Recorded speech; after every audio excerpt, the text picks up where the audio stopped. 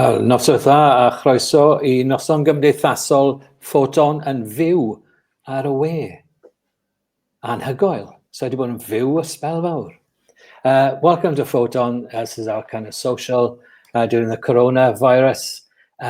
Welcome to you all. I'm looking forward to talking to Matt Eynon shortly about his new project about Wales and America. Mm. And meanwhile, back at the ranch, I think you'll be seeing some of the shots as they come up on screen. This is all very new to us, so you have to bear with us. We might screw up.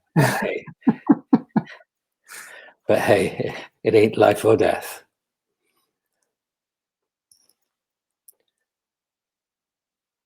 Well, Matt, we might as well have a chat while we're waiting. Yeah.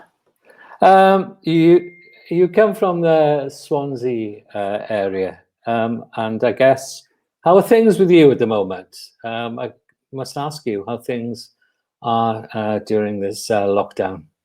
Well, it's all a bit unusual, as it is for everyone, I think, isn't it? You know, just adapt to what's happening. You know, we tend to stick very local in our in our spare time anyway. Gower is just a little bit away, and we're not big adventurers because we're so busy with work during the week. We tend to relax at home, or perhaps an outside visit to somewhere with the children over the weekend. But we're just so lucky that we've got a garden, really, that the kids can have a run around in and go on the swing and just mess around. I'm also quite lucky that my wife's a teacher, so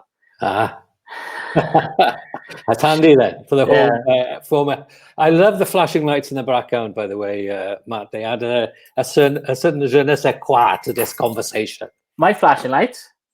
Yeah, there were flashing lights behind you. Or maybe it wasn't flashing lights at all. Maybe it was something to do with the fact that it's something to do with the sound, and it makes flashing lights in our little windows. But hey, I'm unaccustomed to all of this. So. Those little blue things up here, yeah. Anyway, let's move on. You, I think, just as a matter of introduction, there's Matt Eynon and Gran Onion, which is a wonderful title, and there's me, Emyr Young, and of course, running the whole thing in the background is the wonderful Brian Carroll. Without Brian Carroll, none of this would happen. Believe me, he's a genius. Okay, I think we're going to view some of the slides. You've sent us 15 slides in, and we'll take a look. Speeding cars, yeah, well, very Americana. What sort of car is that, I think it's a Mustang. Ah, yes, with a flashing horse on the front. Wonderful. And I think that's a Ram. And this one? That's on Kilvey Hill in Swansea, that is. Ah, right. Dog doing his business. Yeah, in front of a totem pole. And where did Swansea Llandarcy Academy of Sport in Llandarcy in Swansea? Mm-hmm. Just going to open my door to my shed because it's boiling in it. Yeah, so that's just Llandarcy, the Swansea Titans American football team, university team. Are they good? I'm not sure, really. They seem pretty good. I think they won that day. This is just around the corner from my house in Pentlager in Swansea. Right. A few of these photos from the early days. I sort of flit around with my projects to whatever, because everything's fitted in my spare time. I sort of go from one to the next depending on the arrangements that I've made with people, when I got time to do it, what's going on with the family, all those factors sort of come into it, and sometimes it's just serendipity. Yeah. We'll talk about it. We'll talk about this one in detail a little later, because this is one of your 5 that you've chosen that you want to talk about. Yeah. Yeah. Okay. So this is, a lot of this stuff happens just from talking to friends and connections, and people let you know what's going on in Swansea. So I found out there's a roller derby team, and it is pretty intense. So I went along to one of their training sessions on a Sunday morning, and made a few portraits and sort of action shots of them. But yeah, a lot of them get injured very frequently, which I was amazed with, really. Yep. Well, so again, this is Swansea, down in Penclawdd, down in Crofty Industrial Estate. Mm-hmm. Just made connections through there's common themes, I think, inevitably run through this project, because American things distill down into cars, food, and clothing. That's what I'm finding. But I'm also trying to find things of interest that don't fall into those categories as well. But this is a car enthusiast. It's got loads of American cars. He called that the creeper van, the Dodge van on the right, which I found quite funny. Yeah, creeper van. Yeah, well, okay. I can't remember if I chose this one as one of the 5, but this is probably one of the most intriguing groups that I found through exploring these American things. Is again just down the road from where I live. There's a social club, and every month they have through the sort of winter and spring a wagon wheel roundup weekender, and they all gather together. They pull a cat. I think one of the photos is in the 5 that I'll talk about a bit more. Yeah, there's one photo from there. So they all rock up in their. Some people might have seen a couple of the photos from those sort of events. Anyway, they rock up in their caravans and park them outside the Sports and Social Club in Pentlagare, and they have a weekend shindig. And there's really well followed. It's unbelievable, really. So this again is probably one of the longest distances of travel for this sort of project so far. It's all the way in Pyle. This one is. Oh right, well you've gone a long way. And I just found out that there was this. I don't know if you've looked closely on the back, you can see there's sort of passenger seats in the back of this monster truck. Right. And I just went along. You spend a lot of time, a lot of abortive time with these kind of things, just in the hope that you'll get a nice photograph or something. So this is fairly early in the morning, again on a Sunday, and they were doing this event, and they were taking people around the car park for thrills, for like a tenner or whatever. And to me, the shot that I took, I don't take many photos when I go out shooting. I probably took that day 10 and packed up and went home. Mm-hmm. But this one, just I liked it because it looks like the car, the monster truck is just like it's in Pyle Garden Centre car park, and it just looks like he's just had enough and just smashed the car up, and he's on his way home. Wonderful. So there's the obvious monster truck culture in America that comes out, and this is something that I've noticed over the last few years. Having children, and my being an uncle as well to my nieces and nephews, that kids' parties these days are you can't go to one without seeing a character dressed up, which is totally that never happened when I was younger. It's just be lucky if you had a bouncy castle. But these characters, they make they're busy on their weekends going around kids' parties, appearing. Like one day I was driving on the M4, and one not these two, but one passed. I passed one they were driving on the inside lane in character on the M4, and the Elsa was smoking a fag as they were going along in the slow lane. And I was just like, why couldn't I have been the passenger? Because I had my camera. I was driving, and but I was like, right, that's got to form part of this project is the character. So this one again is just Llanryddion down in North Gower, my niece's birthday. I knew they were going to be there, so I just made sure I had my camera and grabbed them at the end.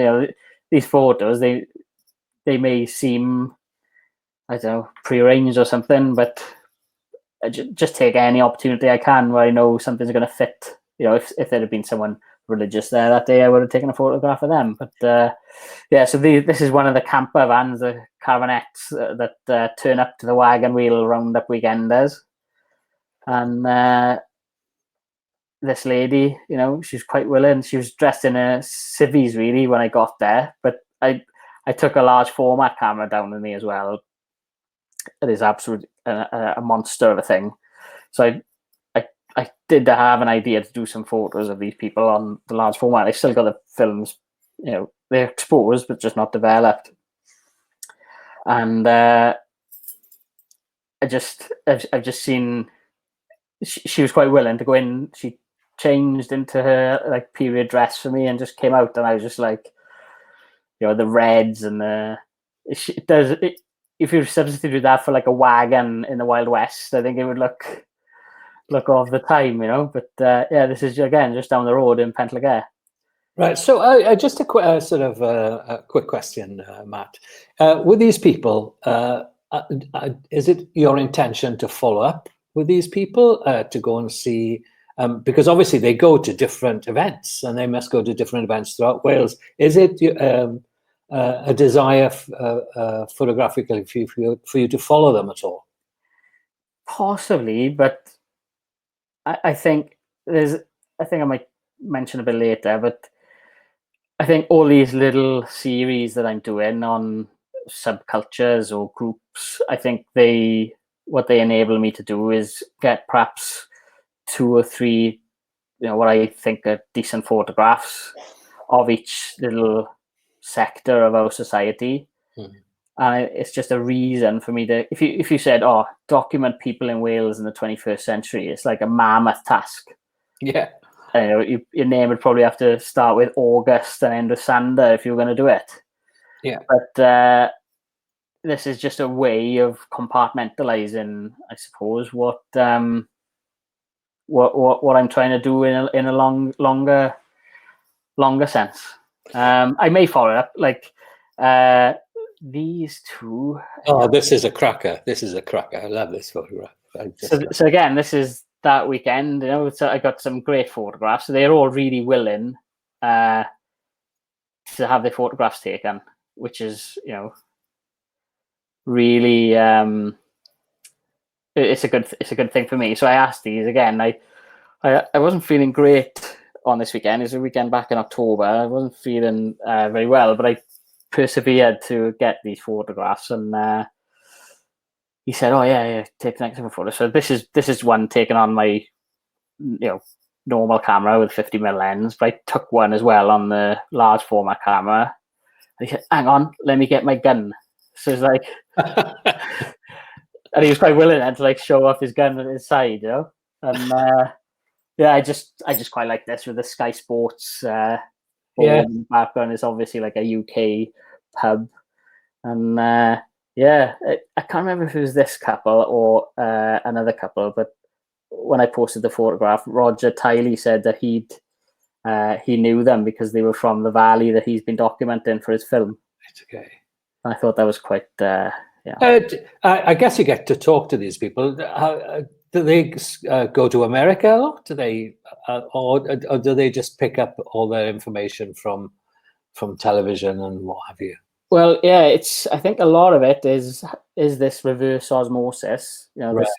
This scientific sort of phrase I've got for it. It's the backwash of culture from obviously Europeans discovered and not discovered. America's already there, and there's American people living there. But yes, found what they call modern America, and adopted a lot of Welsh place names and Welsh customs. Like Patagonia and those sort of places as well. And these people, perhaps they might have been to America. I'm sure a few of them have, but they probably would have only experienced like the tourist elements of it. They wouldn't have lived an American life. And most of the stuff is what is fed back through the TV and media and stuff like that. So and country and Western music, I guess, as well. Yeah. And there's a sort of naivety to it as well, because one of my best friend from school, Phil, he lives and works in Rhode Island in America, and when I showed him a couple of the photos, he was surprised because of the Confederate flag was used quite heavily, and they decorate the room, and they got the Confederate flag with photos of Native Americans on it, and in in American culture, those images are sort of taboo, really. These days they are, they're not, they don't represent themselves as the Dukes of Hazzard with that flag and all this sort of stereotypical stuff, really. So talking to like opportunities to take, like one of my friends and my business partner Giles, he organizes gigs, and he's got a company that it's called Wood Fired Summit, and they organize gigs for like in sort of not the usual places like Crickhowell and Abergavenny, and they did a fundraiser one for the flooding in around the Taff. Right, yeah. And I offered to go up and take photos for them, to just to have the record of it and give them some images of the event, and because it's a live gig. I've done some live gig photography just for fun, really, in the sense of my human documentation. But so I was going to do all that in black and white, but I just made sure I had my 50mm lens with me as well to take any opportunities I could. And this guy was he's a double bass player from a band called the Rhythm Slicks, and they were absolutely awesome. So they were doing their warm up, so I just had to grab him and say, "Look, I'm doing this. Will you be willing to have a photograph of me?" And I sort of positioned him where I wanted him, and the light was absolutely terrible. The light was really fading badly at that point. This was in Crickhowell, and I just took the chance, and I suppose the big question I need to ask you is, I mean, I guess these people, it's a form of escapism for a lot of them, I suppose. But what's your intention with this project? I mean, what would you like in your heart of hearts? What would you like to see happen to the photographs that you're taking? Because I know you've done a lot of work with religious people, and those shots are amazing. I love. And you can find them on Matt's Instagram, by the way. But they're spot on, So what do you hope will happen to these photographs? I suppose the ambitions I see with a lot of guys and photographers in general is like a book. But I'm not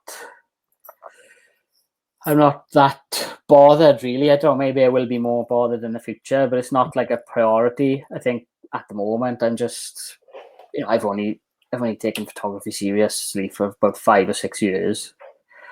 It's just try and improve my own, eye and what I see in different situations. And I think I mentioned when I gave a talk in Cardiff about my Swansea Mod series. Yeah. That it might, I just touched on it now, they might all be building blocks of something larger. Yeah. So it might be that I just take 2 or 3 photographs from each mini project, and they become like I don't know what's the word, an opus at the end. I don't know. Oh, I like the word opus. It's a nice word. It's a good word. But there are opportunities like, I'd like to share them back with the people that have taken part, especially with the Faithful series, because that's a lot more personal than this American project. You're dealing there with people's like core belief systems, and you've got to really be straight with them with what you're doing, because I'd feel pretty horrible if I was taking advantage of them in any way to further anything. So I always show them the photos, the style, what my intention is, and that's what I've mentioned to a few of them, is that hopefully I'll present those back in some shape or form that they could come and have a look at them all together then. Especially with the Faithful series, because so people, I spoke to Ellie before about it, and there is this like stereotype. Like I've lived away at one point. I'd lived as an adult in England more than I'd lived in Wales as an adult. Right. And like when I was in Portsmouth and living in the Midlands, they used to call me Taffy, and I was like, I have no idea why you're calling me Taffy. because I live, 50 miles away from the River Taff, and I think there is a stereotype that people want to see in Wales, and I've written a few words to try and make sense of what this American series is. Yes. And I think that's one of the objective is to show, like, one of the hashtags I always sort of tongue in cheek put on my photographs is "This is Wales," because that hashtag is flooded with really good landscape photography and things that show Wales off for what it's known for, which is the natural beauty of the place. Yeah. But I just sort of having a bit of fun with it and showing the people that trying to I don't demonstrate that Wales isn't just that. There's 3.5 million people live here, and everyone is slightly different. Right. So your area and the area which you work are really important to you. And I guess Brian's just put up focus on 5. So I guess we better listen to what Brian is telling us what to do. I think we better talk about these individual photographs, because we're only doing, here we go. This photograph. Talk about it, Matt. Tell me about it. Well, I think this is one of the first ones I took in the American idea, because I started this before I started documenting the people of faith. And again, this is 5 miles away from where I live, in Pontarddulais. I'd always remembered, I quite like wordplay, and I always remember a McDonagh on Albany Road in Cardiff. Right. And I was like, I'll have to eventually get up there and take a photograph of that place. And then I remember, I drove through Bont one day, and it was like an epiphany when I saw it, because you just drive past things and don't notice a lot of the time. I noticed that there was a McDonagh in Bont, so I sort of jumped out of the car, and then I took this photo. I was getting my camera ready, and this woman in the red coat walked past, and I just, again, probably 3 photos, and I was back in the car and I was away. I'm not one to stand and wait for a long time or hunt them down. I thought, well, there we are. That's job done. I'll get home. A lot of it as well is driven by the fact that I haven't got a lot of spare time to wait. And I think, like, I met Matt Stewart, the photographer, last year, and I think he said, like, is the 3 Fs: you find, you follow, or there's a fuck moment where something just happens in front of you. Sorry for language, but bleep bleep. And this is just, it's not quite a street style, but I think there's I tried to have an element of humor or something with the photos as well. Okay, let's move on. Brian? Are we going to move on, Brian? Are we going to stay here? There we go. Right, the totem pole. Okay, so this is, again, a local photograph. It was a day I was going to watch swans, and I'd found out that there was a totem pole on Kilvey Hill in Swansea, which is like not really the sort of place you just go meandering around with camera equipment, because it can be. I'm surprised this totem pole hasn't been burned down, to be honest. But I had a little walk up to where I thought it was, and always, like, when you're bumbling around with like a camera bag and whatever in these places, you just get some really weird looks. And I found the totem pole. I was like, there's not much really going on here. The light was absolutely terrible that day, so I was like, what should I do? I thought, I'd just, get my camera out, get ready to take a photograph. And literally as I was getting my camera out, this like husky looking dog just came along and did what he was doing there. And again, there's probably 2 or 3 photographs. Give a smile and a wave to the dog owners, who were like absolutely mortified that the dog had just walked into the frame and done that. But there's no model release or anything for it needed, so I just I just give him a wave and walk back down the hill. Right. You've talked about this a little bit, and I remember because I was spent my youth, my early teenage life in Morriston in Swansea. So I knew Llandarcy, and Llandarcy, for those who don't know, it used to be an oil refinery, really.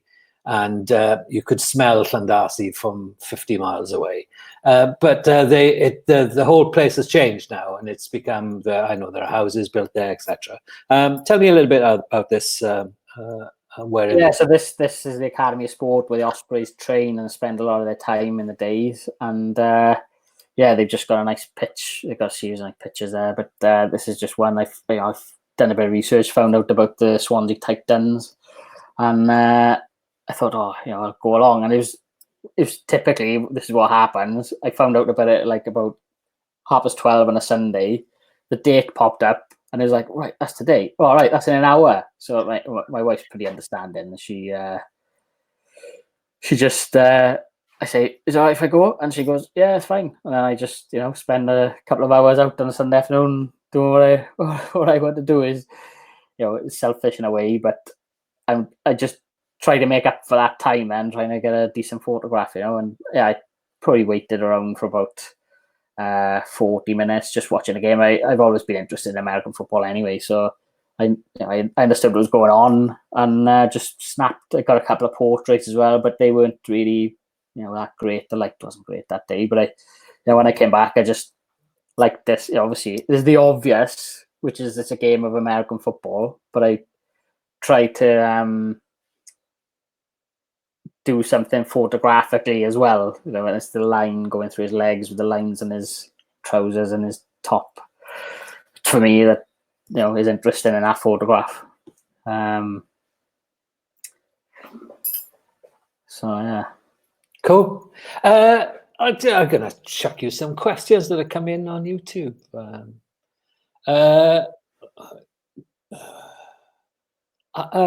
Have you photographed people in America, Matt? I have. I spent 4 days in New York last year. Right. But I was pretty much focused towards streets. I didn't have any intention of doing portraits, because I think portraits you got a bit of time to develop a bit of a relationship with a person, as short as that might be, only a couple of minutes. But New York in 4 days you couldn't create something of worth, I don't think, through portraiture. So I just did 20,000 steps a day. Just did the typical photographer in New York thing, I think. Right. Okay. We've talked about. I do love this photograph, I must say. They're both kind of. You could transport them to somewhere in the States, couldn't you? They'd fit in beautifully. I mean, the kit is all cool, and the gun, etc. I mean, was he a fast draw? I have to ask. Well, he had to be slow enough for the large format camera to get an exposure. But they walked in, and because I was at one end of this sort of hall, and they walked in, and I just I just lock on to people that I want to photograph. And I just knew straight away that I had to ask them. They're pretty outgoing, gregarious people to dress like that to walk into a sports and social club anyway, Indeed, they are. They must be, yes. They're not trinket violets, but they were well happy. And because it's only down the road with these guys, I was like, look, I'll take a photograph, and if I can get it printed this weekend, I'll drop it back down to you. So that's what I did with a lot of them. Right. Do you think it's a silly question maybe, but do you think they dress up like this at home? I'm not sure. I think some of them do. Wow. I think definitely the organizer chap, I can see him, it's just his style that he wears, like a leather waistcoat and leather boots and stuff around, you can definitely see that. Fantastic. I think I take it up a notch then for these events.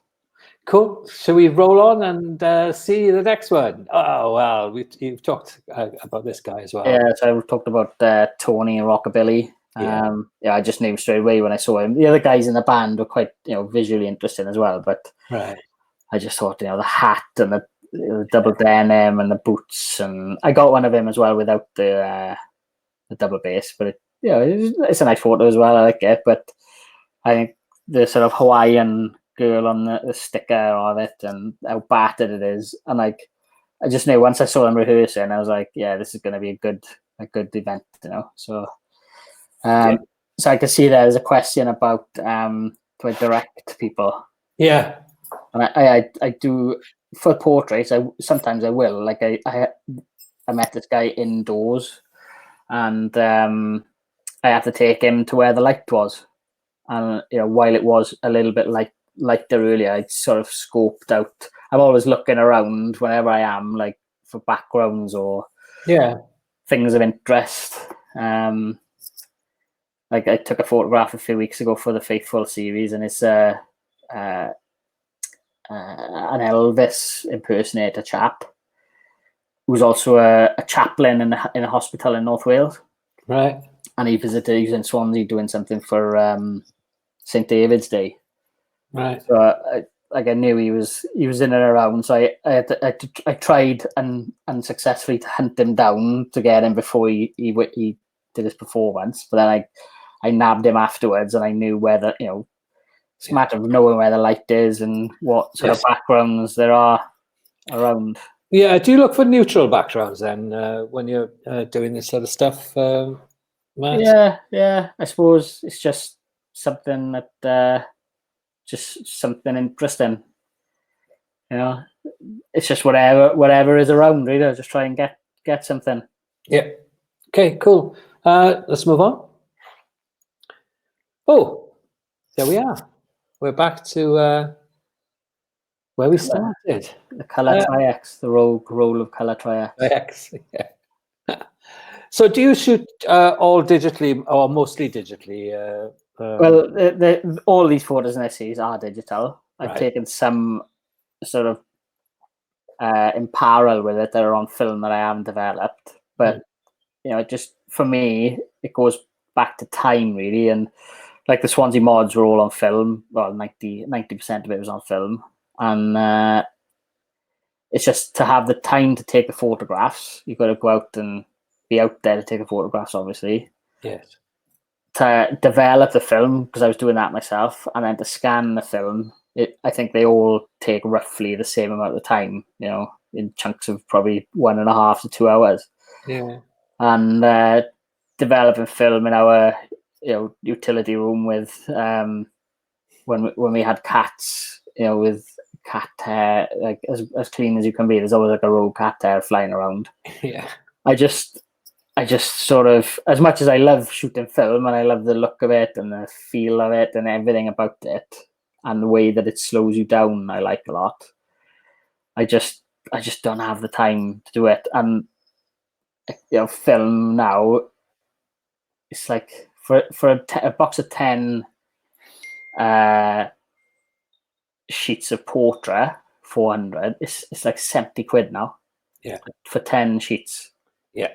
And then you add on the developing and the scanning cost, and you're up to about 15 quid per photo then. Yeah. So it doesn't take a lot to balance the cost of having a nicer digital camera when you might be spending that much on film. Yeah. Tell me, Matt, just to sort of kind of wind up this conversation, but in a perfect world, would you spend all your time being a photographer? Well, over the last 6 months, I've spent a bit of effort trying to. I think between 30 and 40, I lived 20 years with the stress of work and the last recession and just dealing with just managing the company and leading it forward in my day job. Mm-hmm. Since I turned 40 last year, I was like, what am I doing all this for? Primarily I'm doing it for the family and that type of thing. So the last few months I've just been trying to slow. I've called it trying to slow the hamster wheel down a bit. Yeah. Just to have a bit more time to do other things, time being, money as well. And yeah, perhaps I can't see that there's a call or a commercial demand for this style of photography, to be honest. I just can't see it. Okay. In conjunction with that, then I can see that as a problem. But would you envisage the question coming of collaborating maybe with a US photographer? Would that sort of thing appeal to you? Have you thought about that at all? Well, one of the at one of those wagon wheel events, I met one of the ladies, because this was probably the first time I went there, because I've been there quite a few times now, so they recognized me. I went on a Friday night and I went back on a Saturday night. And on the Saturday, I can't remember the name of it now, but one of the older ladies there gave me a copy of the Welsh newspaper they publish in America. Yes. And my thoughts are that perhaps not so much collaborating with a US photographer, but going over there myself at some point and spending a bit of time to do the reverse. Yes. To see, where the Welsh influences are. Well, you'll go there and you'll find an Eisteddfod, of course, and the chairing the bard and choirs and the Welsh flags and people dressed up in Welsh costume. It would be a nice thing to do, really. I was in New York last year for those 4 days, and I went over St. Patrick's Day, the parade in New York. Right. And it was just, an extreme level of, pride in their roots of being from Ireland and their Irish roots, and just the general, ancestors. And coming back to Wales, and you're like, you're lucky if you've got someone in a Welsh costume on the back of a timber lorry, that's been working all week. It's just, they celebrate it a lot more, perhaps. Right. Yeah. That's something I've picked up on. Definitely, like there's a Welsh chapel in the middle of London. That. Yes, there is indeed. I think Hugh Edwards plays the organ there, the newscaster. Oh, right. Okay. Well, there's an email going into him now then. Hey, listen, Matt, I think that's a place where we can wind up the conversation. Thank you very much. Diolch yn fawr iawn, Matt. Okay, thank you. It's been an absolute pleasure talking to you about your work, and carry on. And I'm looking forward to seeing some books at the end of it. Cheers, mate. Thanks, Emma. Cheers, mate.